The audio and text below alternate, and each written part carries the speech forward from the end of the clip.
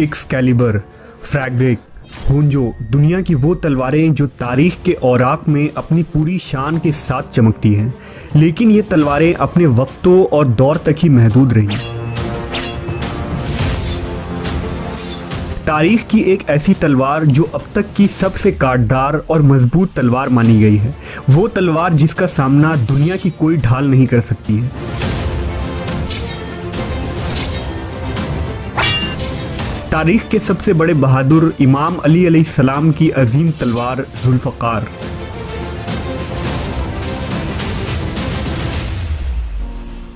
अल्लाह ने सूरह हदीद में फरमाया, हमने ही लोहे को नाजिल किया जिसके ज़रिया से सख्त लड़ाई और लोगों के बहुत से नफ़ा की बातें हैं, ताकि खुदा देख ले कि खुदा और उसके रसूलों की मदद कौन करता है।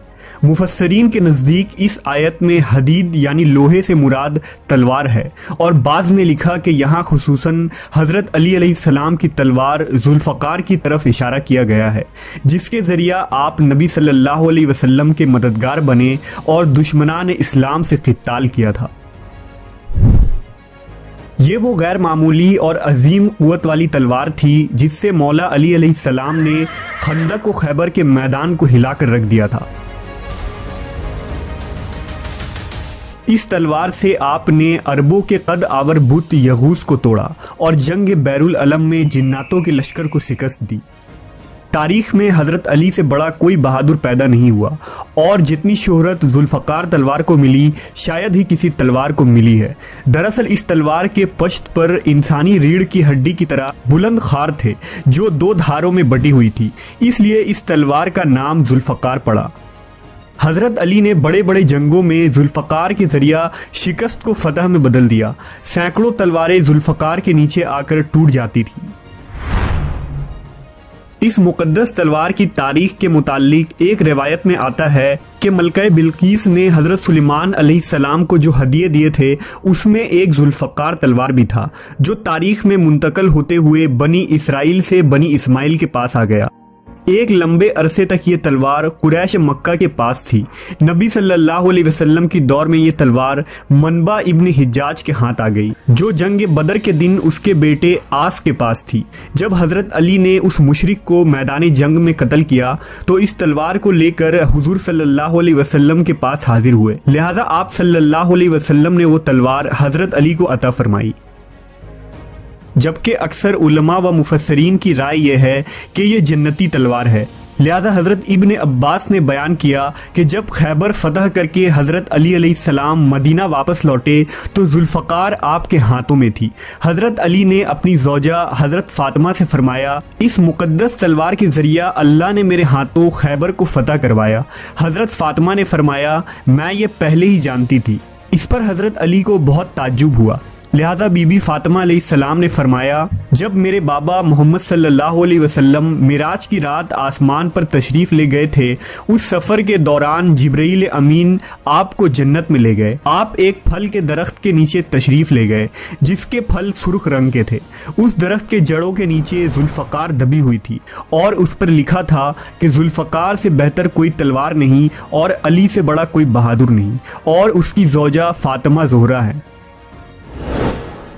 ये तलवार बहुत सारे पैगंबर और अंबिया इकराम के पास रही। जैसा कि अबू बकर शिराजी ने लिखा है कि जुल्फ़कार तलवार हज़रत आदम अलैहिस्सलाम के साथ जन्नत से ज़मीन पर नादिल हुआ था। अल्लाह ने इस तलवार को जन्नत के आस के दरख्त के एक पत्ते से पैदा किया था। इस जुल्फ़कार पर लिखा था कि हमेशा एक नबी दूसरे नबी के बाद और एक सिद्दीक दूसरे सिद्दीक के बाद इस तलवार से जिहाद करते रहेंगे, यहाँ तक कि इस तलवार के वारिस इमाम अली अलैहिस्सलाम हुए।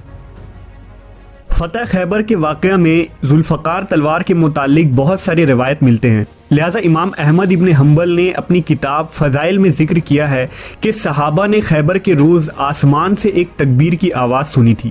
कहने वाला कह रहा था, ला सैफ़ा इल्ला जुल्फ़कार व ला फ़तह इल्ला अली, यानी जुल्फ़कार के सिवा कोई तलवार नहीं है और अली के सिवा कोई बहादुर नहीं है। इस तलवार की काट और मजबूती गैर मामूली थी। इसके मुतालिक हाफिज़ रजब अल बरसी लिखते हैं कि जब खैबर के दिन हज़रत अली अलैहिस्सलाम का सामना मरहब पहलवान से हुआ तो हज़रत अली ने मरहब पर जुल्फ़कार का वार किया, जिससे उसकी खोपड़ी के 2 टुकड़े हो गए और वो तड़पता हुआ ज़मीन पर गिर पड़ा। उस वक्त हज़रत जिब्रील अलैहिस्सलाम नाजिल हुए और रसूलुल्लाह सल्लल्लाहु अलैहि वसल्लम से फरमाया कि मैं आज बहुत ताज्जुब और हैरत में हूँ। नबी सल्लल्लाहु अलैहि वसल्लम ने पूछा, आपको किस बात से इतना ताज्जुब हो रहा है? जिब्रील अमीन ने जवाब दिया कि जब अल्लाह ने कौम लूत पर अजाब नाजिल किया था तो मैं उस बदकार कौम के 7 शहरों को ज़मीन से काट कर अपने परों पर उठा लिया था और मैंने उन्हें इतना बुलंद किया था कि उनके रोने की सदाएं अर्श तक पहुंची थी। मैंने सुबह होने तक उन्हें अपने परों पर उठाए रखा था और अल्लाह के फरमान का इंतज़ार करता रहा। मुझे उनका बोझ ज़र्रा बराबर भी महसूस न हुआ। और आज जब अली ने अपनी हाशमी बाजुओं से तलवार चलाई तो खुदा ने मुझे हुक्म दिया कि अली की तलवार को पकड़ लो ताकि उसकी तलवार ज़मीन चीर कर उसके सोर तक ना पहुंच जाए, जिसने ज़मीन के बोझ को उठा रखा है, ताकि ज़मीन फटने से महफूज रह सके।